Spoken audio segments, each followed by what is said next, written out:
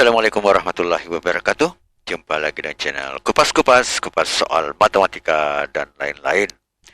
Kali ini kita akan membahas lagi tentang tes intelijensi umum, atau biasa disingkat dengan TIU, untuk penalaran logis. Dengan judul Mudah Memahami Tes Intelijensi Umum CPNS 2023 Penalaran Logis Part 5 atau bahagian kelima.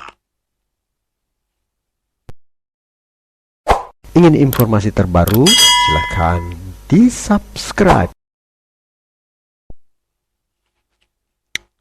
Nomor 1. Semua imam salat itu adalah laki-laki. Sebagian imam salat itu memakai sorban.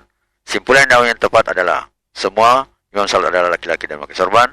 Sebagian imam salat laki-laki itu tidak memakai sorban. Sebagian imam salat itu bukan laki-laki dan memakai sorban. Semua imam salat itu laki-laki dan tidak memakai sorban. Dan semua imam salat laki bukan laki-laki dan tidak memakai sorban. Jawabannya adalah premis mayornya itu semua imam salat itu adalah laki-laki. Kemudian premis minornya sebagian imam salat itu memakai sorban. Kesimpulannya adalah sebagian imam salat itu adalah laki-laki dan memakai sorban. Adakah jawaban di sini? Sebagian imam salat itu adalah laki-laki dan memakai sorban. Nah, ternyata tidak ada ya. Berarti kita cari nilai yang sama ya. Sebagian imam salat laki itu adalah laki-laki dan tidak memakai sorban. Jadi sebagian memakai sorban, pasti sebagian tidak memakai.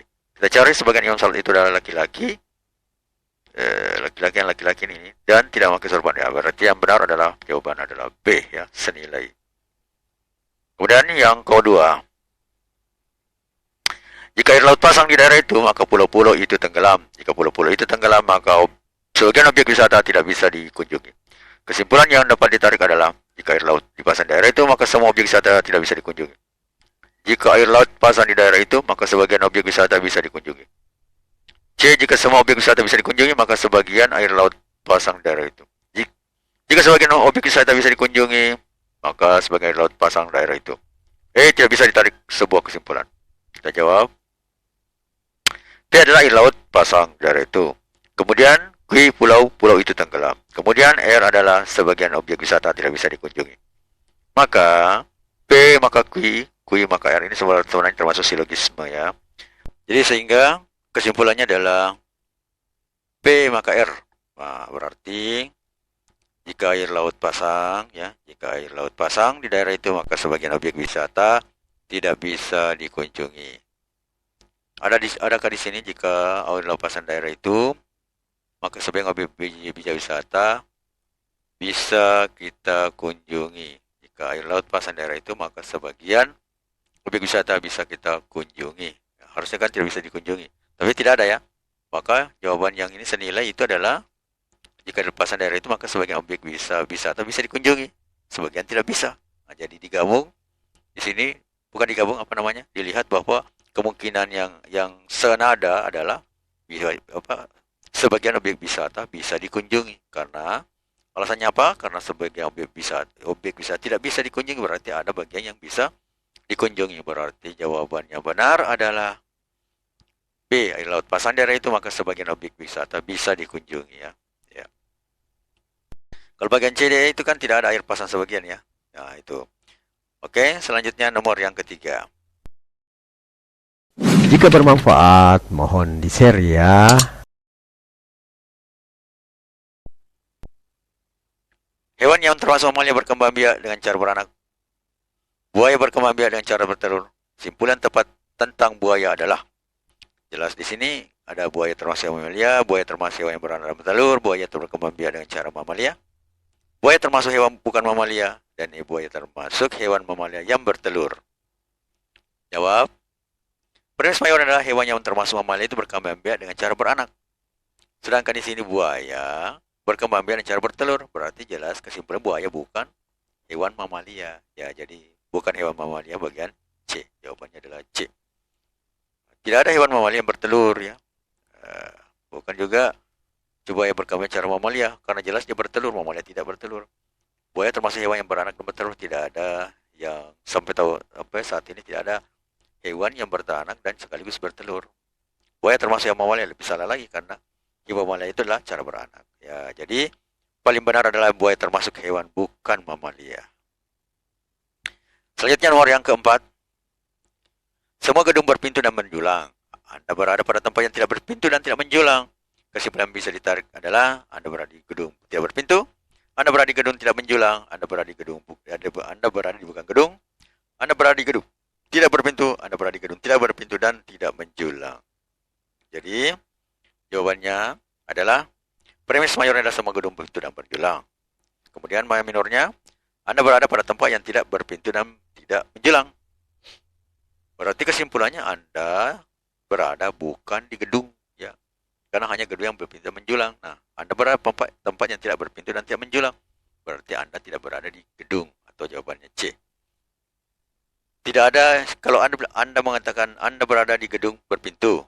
Nah, ada kata dan di sini. Kalau salah satunya salah berarti salah, ya, berpintu. Anda berada di gedung tidak menjulang, ini senilai aja, berarti salah juga. Anda berada di gedung yang tidak berpintu. Loh, gedung itu kan dikatakan sebuah gedung berpintu dan menjulang. Berarti ingkaran ini. Lebih-lebih ini yang selanjutnya ini ingkaran. Yang paling benar adalah C, ya. Anda berada di bukan gedung. Berarti di sini salahnya bukan D, ya, tapi C di sini tulisannya C. Anda berada di bukan gedung, bukan D, ya. Maaf. Selanjutnya nomor yang kelima. Suka dengan videonya? Like dong. Bunga merah lebih harum daripada bunga kuning. Bunga yang lebih harum harganya lebih mahal dan lebih banyak dibeli orang. Kesimpulan yang bisa ditarik adalah ada bunga kuning yang lebih mahal dan lebih banyak dibeli orang. Kalau di sini secara umumnya, karena bahwa bunga yang lebih harum itu banyak, mahal itu harganya dan banyak dibeli orang. Bunga merah tidak lebih harum. Ada bunga kuning, berarti ada yang tidak. Ini ada bunga kuning yang lebih mahal dan lebih tidak. Karena di sini hanya dikatakan tidak ada keterangan tentang hal itu, cuma bunga merah lebih harum daripada bunga kuning, dan bunga yang lebih harum itu harganya lebih mahal. Itu artinya lebih merah lebih mahal. Nah, ini tidak jelas, tidak ada parameter yang bisa menjelaskan tentang ini. Bagian B, bunga merah yang tidak lebih harum daripada bunga kuning harganya murah, juga tidak jelas, ya. C, bunga lebih banyak diberi orang belum tentu lebih harum. Bunga merah lebih banyak dibeli orang walaupun harganya lebih mahal. Nah, ini baru cocok D, ya. Kata walaupun ini identik dengan dan di sini. Ada bunga merah yang harganya lebih mahal dan tidak dibeli banyak orangnya. Jelas di sini kesimpulan bahwa semua bunga yang harum harganya lebih mahal, ya. Tidak melihat apakah merah atau biru dan lain sebagainya. Dengan adanya keterangan itu berarti bunga merah banyak lebih mahal dan banyak dibeli. Jawaban premis mayor bunga lebih harum harganya lebih mahal dan banyak dibeli orang. Premis minor bunga merah lebih harum daripada bunga kuning. Berarti kesimpulannya adalah bunga merah lebih mahal dan banyak dibeli orang. Nah, itu, ya. Bagian mana dia?